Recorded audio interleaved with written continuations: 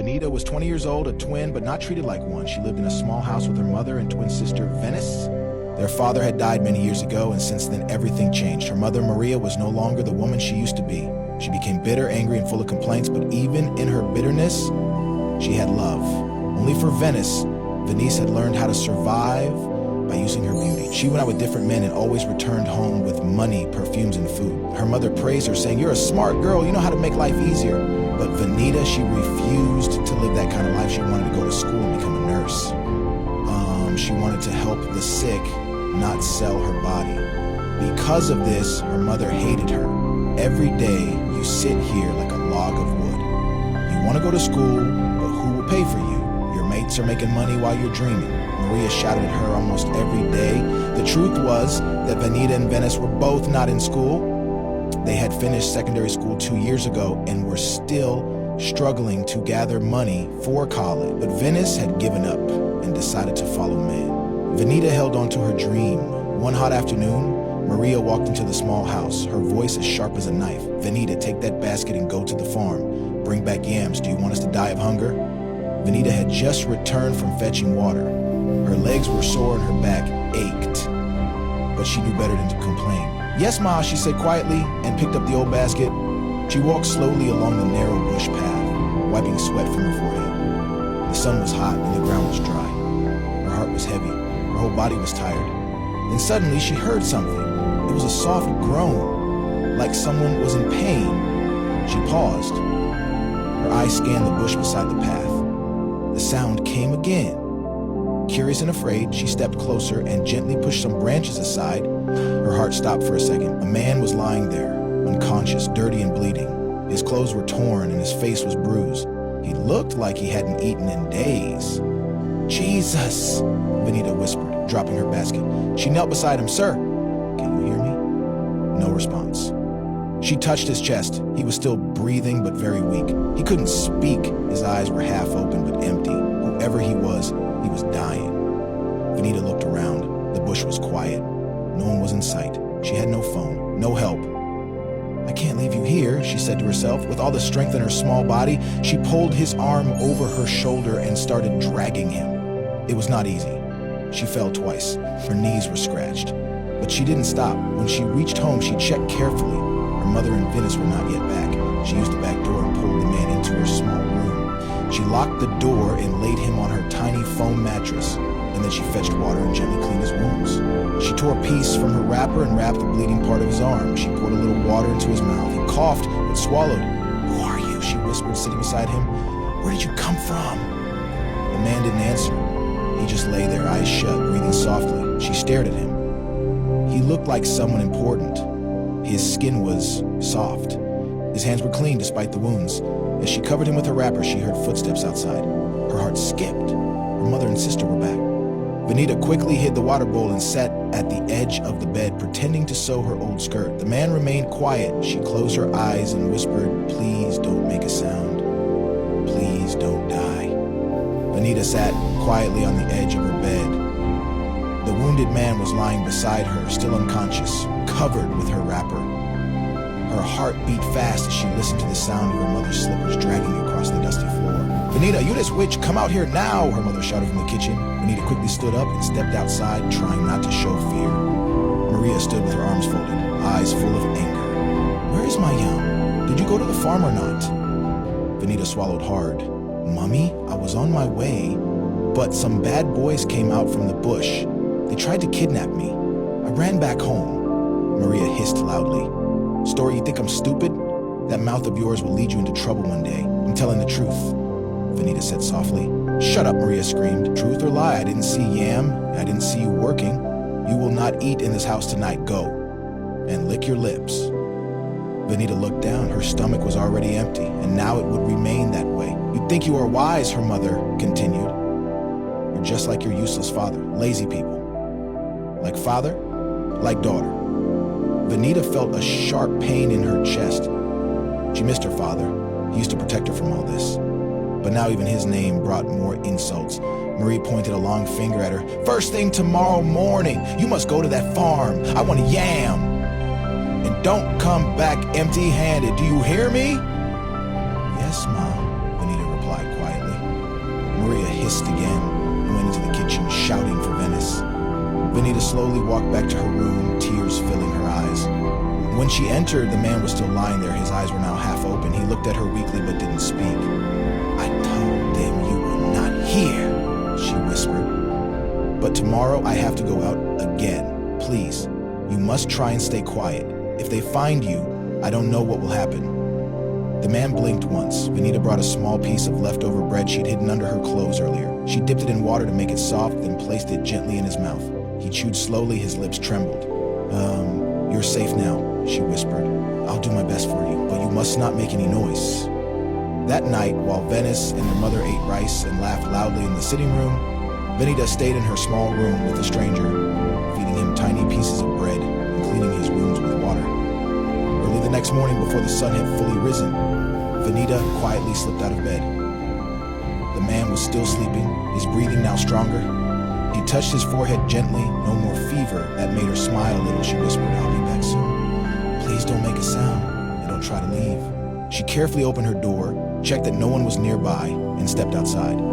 Venice and their mother were still asleep. It was the only peaceful time in the house. Venita carried the same old basket and began walking to the farm. Her body was weak, but her heart was stronger. She had to return with yams today or she would face another round of insults, or even worse. Meanwhile, back in her room, the man opened his eyes slowly. He looked around the small room with cracked walls, one wooden chair, and a worn-out mattress. He tried to sit up but winced in pain. His ribs still ached. He remembered nothing, only the image of trees crashing and the sound of fire. Everything else was a blur. Back at the farm, Venita bent down to dig up some yams. Her hands were shaking and her back hurt, but she kept working. She remembered her mother's words, "You're just like your useless father." Tears rolled down her cheeks, but she wiped them quickly. "No, I'm not useless," she told herself. "I'm just not like Venice, and that's not a crime." After harvesting 5 yams, she rested a little, then tied them in her basket and began to walk home. As she neared the house, she saw Venice standing at the gate, looking at her nails. "I see who's finally back," Venice said with a smirk. "Did the bush rats greet you today too?" Venita didn't reply. She just walked past her and entered the kitchen and dropped the yams. "Mama! Venita brought the yams!" Venice shouted, laughing.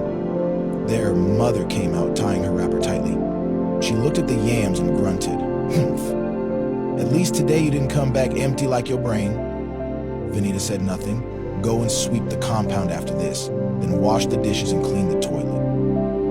"Lazy child," her mother added. "Yes, ma," Venita said softly and walked into her room. She shut the door behind her and quickly turned to the man. He was awake, sitting up and staring at her with weak eyes. "Are you okay?" she asked in surprise. He nodded slowly. "Water, please." Her face lit up. She rushed to bring him water and helped him drink it. "You're getting better," she whispered. He nodded again. "Your name is Venita." She nodded, surprised that he remembered. "My name is Daniel," he said weakly. "Thank you for saving me." She smiled gently. "I couldn't leave you there. I didn't know who you were, but you looked like you were going to die." He tried to sit up more, but she placed a pillow behind his back. "You should rest. My mother and sister don't know you're here. If they find out," she paused, "they will chase you out or worse." He looked around the small room. "You live here? With them?" "Yes," she said, looking down. "It's not easy." Daniel was silent for a while. He saw the bruises on her hands, the tiredness on her face, the kindness in her voice.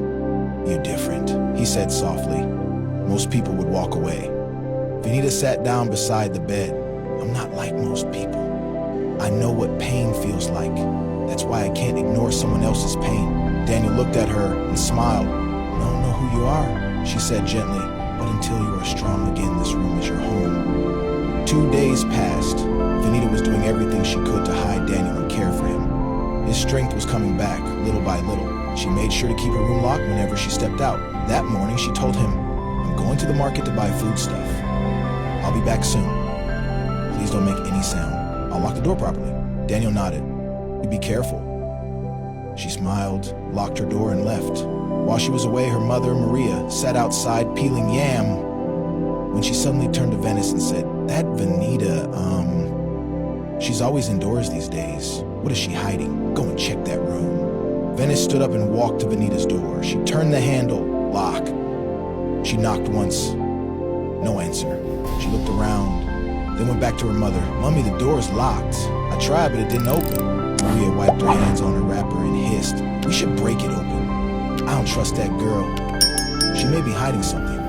Venice nodded. Let's do it now. But Maria quickly shook her head. No, we can't. That's against the village rule. You don't break into someone's room unless there's fire or they are dying. If the village elders hear it, they'll fine us heavily or even send us away. We can't afford trouble. Venice folded her arms and sighed. So we just leave her like that? For now, Maria said, narrowing her eyes. But I'm watching her. An hour later, Vanita came back from the market, carrying a small bag. She went straight to her room. As soon as she locked the door behind her, she dropped the bag and rushed to Daniel. Are you okay? She asked.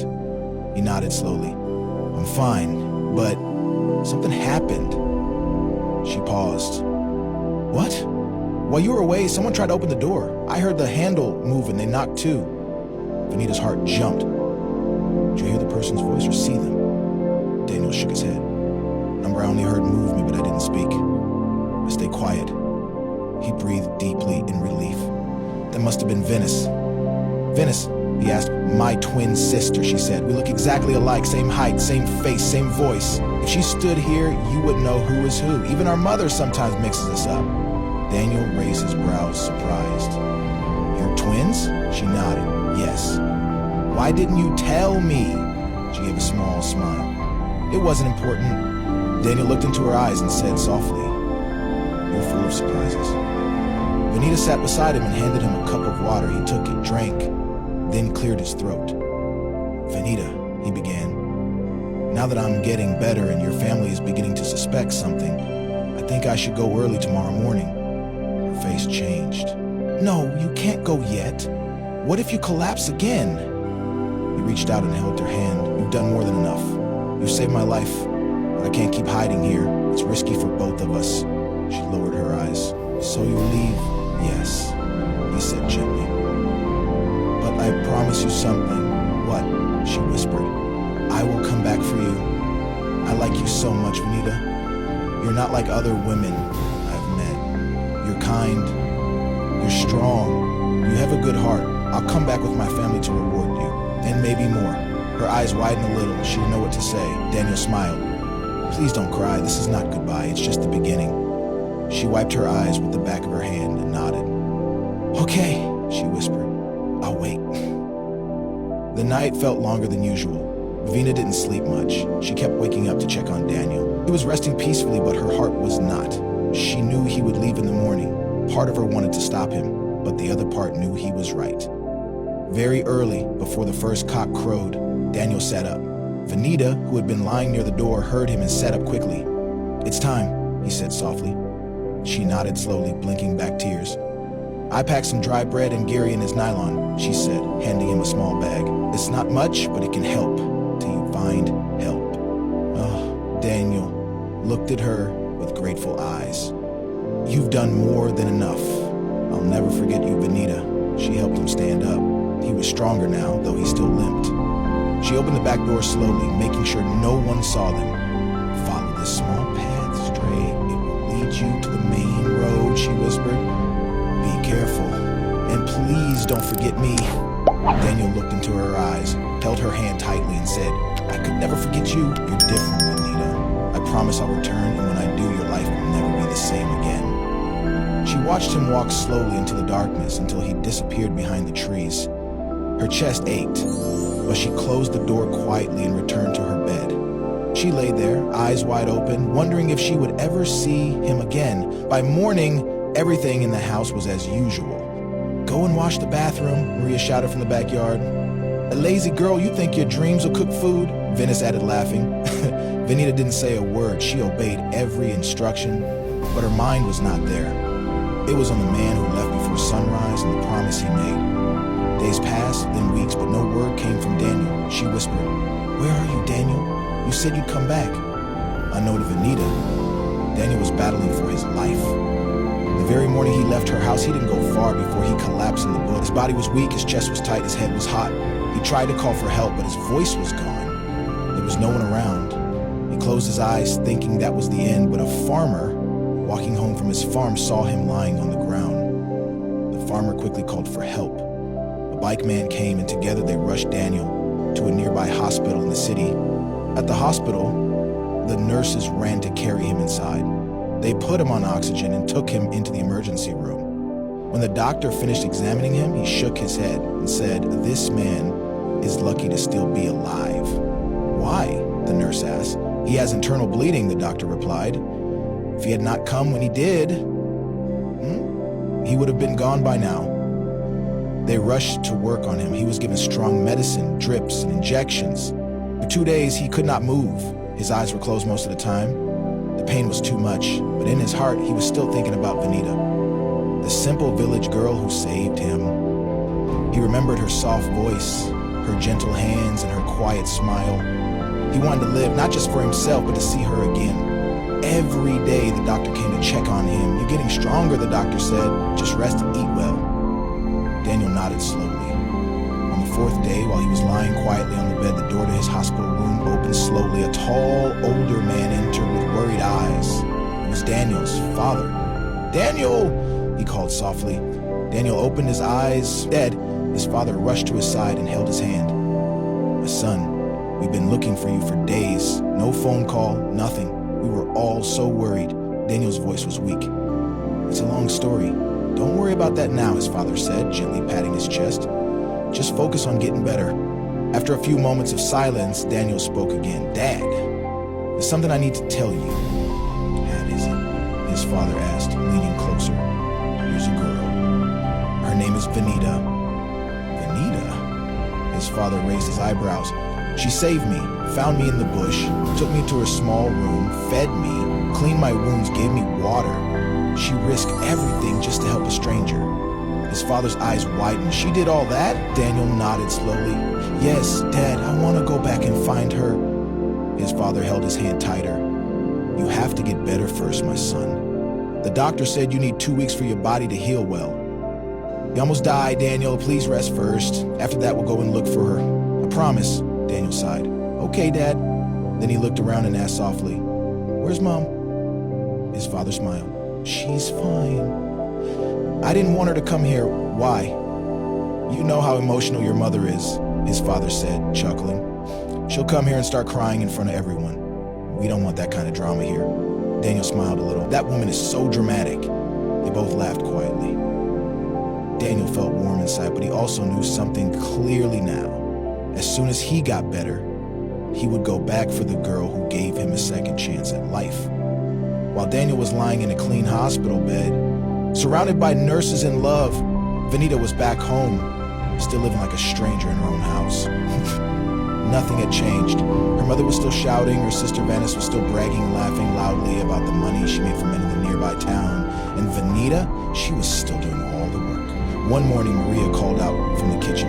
"Vanita, you this useless girl, come here." Vanita rushed in. "Yes, Mom." "Where's the salt I asked you to buy yesterday? Did you eat it on the way, or you gave it to one of those hungry boys like you?" Vanita swallowed hard. "I gave you the change and the salt."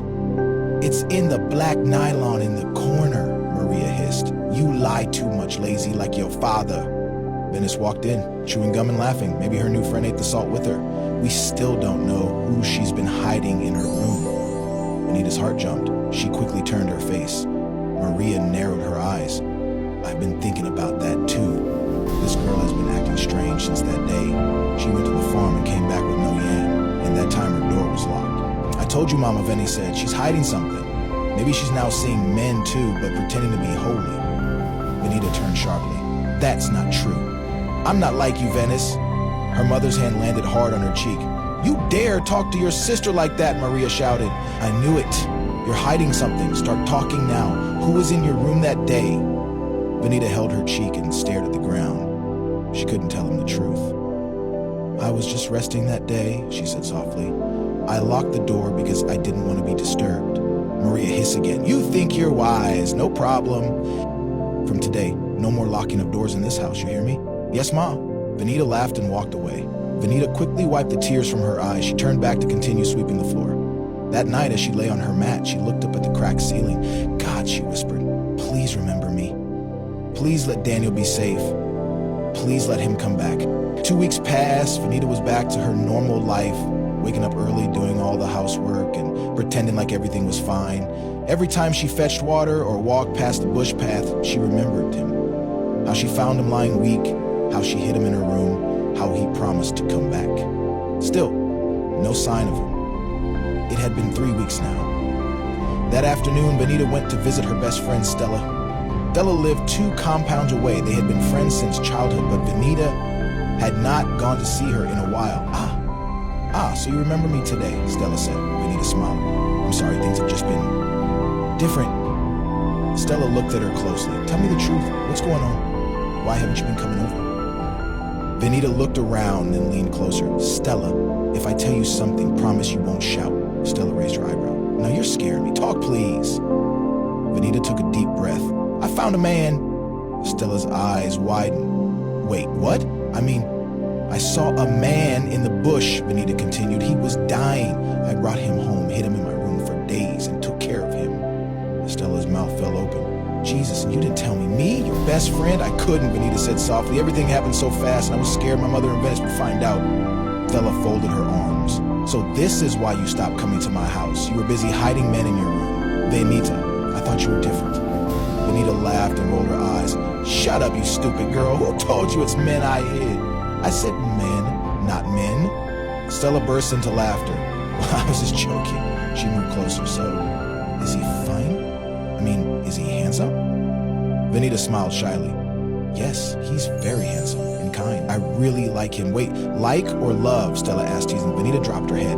I love him. I really do. Stella blinked. Wow, he told me he will come back for me, Venita added, but it's been 3 weeks now. I haven't heard from him. I don't know what's happening. Maybe something happened to him. Or maybe he has forgotten me. Stella touched her arm gently. I don't think he has forgotten you. Some men are just slow. Then she smiled again and said jokingly, Madam, snap out of this love thing. Let's focus on how we'll get money to enter our nursing school. Venita laughed. You're right. But as they both laughed and talked, deep down in Venita's heart, a small prayer was rising. Please, God, let them come back. 5 days later, the sun was already hot when Venita's mother, Maria, shouted her name. Venita, take the cutlass and go to the farm. Today you must clear the land. Don't come back till evening. Venita stepped out slowly, tired and weak. Mama, I can't finish all that work alone, she said, her voice low. They don't care, Maria replied sharply. Finish everything. We must start planting by next week. Then let Venice join me, Venita added. I can't be the only one doing all the farm work. Maria's face changed. So you comparing yourself to Venice? It's Venice that brings money into this house. She provides for us. You? What do you do? Venita was angry now. What kind of mother are you? I haven't even eaten since yesterday, and you want me to go to the farm with an empty stomach, Maria hissed. I don't care. Go now, you lazy girl. Venita wiped her tears and picked the cutlass and began the long walk to the farm, her stomach empty and her heart full of pain. 30 minutes later, a sleek black car drove quietly into the compound. Inside the house, Maria and Venice were chatting when they heard the sound. Venice peeked through the curtain. Mama, a car just parked in front. Maria stood quickly, a little afraid. Let me go and check. She walked out and met 2 well-dressed men standing beside the car. One was young and handsome. The other was older and calm. Good afternoon, Ma, the younger man said with a warm smile. My name is Daniel, and this is my father. Good afternoon, sirs, Maria replied, a bit confused. The young man spoke again. We came to see your daughter, Venita. Maria's eyes widened, but she kept her cool. She saved my life when I was close to death. She found me in the bush and took me to your house. She hid me in her room for days and took care of me. If not for her, I would be dead by now. Maria's eyes widened in shock, but she quickly forced a smile. This foolish girl hid a man in my house and I didn't even know, she thought angrily. But outside she laughed sweetly. Ah, you are welcome, my handsome in-laws, she said with a wide smile. Please, come inside. She took them into the living room and offered them chairs to sit. Let me go and call Venita for you, she said politely. But she didn't go to the farm. Instead, she rushed to Venice's room. Venice, she whispered sharply. That man Venita was hiding is now here. And he's rich. We can't miss this opportunity. Venice's eyes widened. So what should we do? Maria looked serious. Since Venita's not around and you both look exactly the same, he won't know the difference. You must pretend to be her. Venice hesitated. What if he finds out? He won't, Maria said quickly. At least not today. Act sweet and gentle. Say yes to everything. Venice nodded slowly. I told you she was hiding someone in her room, Mama. You didn't believe me? That's not the issue now, Maria snapped. Go and dress like her, quick! Venice changed into a simple gown and walked into the sitting room, pretending to be Venita. Daniel stood up. Venita? She smiled and nodded. Yes, it's me. Daniel and his father greeted her warmly. You're really beautiful, Daniel's father said. And polite, too. Daniel smiled. My father and I are here because I want to marry you. If you agree, we would like to pay the bride price today. Before he could finish, Venice said yes. I agree. Daniel was surprised. Is strange, he thought. Venita was shy. She would never say yes so fast. But he didn't want to embarrass her, so he brushed it off. What about your twin sister? Daniel said, looking at Venice. Oh, she's now in school, Venice lied. But you'll meet her soon, my love. For the 10, Daniel smiled. All right. Maria quickly called the village elders. They came with joy. Soon, drinks were shared. The bride price was paid. Everyone was laughing and celebrating, but far away in the hot sun, the real Venita was still clearing the farm. With sweat pouring down her face, she didn't know her life was being stolen at home. Not too far away, Stella heard the news from a neighbor in the village. Did you hear? A man named Daniel is in Maria's house. He came to marry Venice, the neighbor said.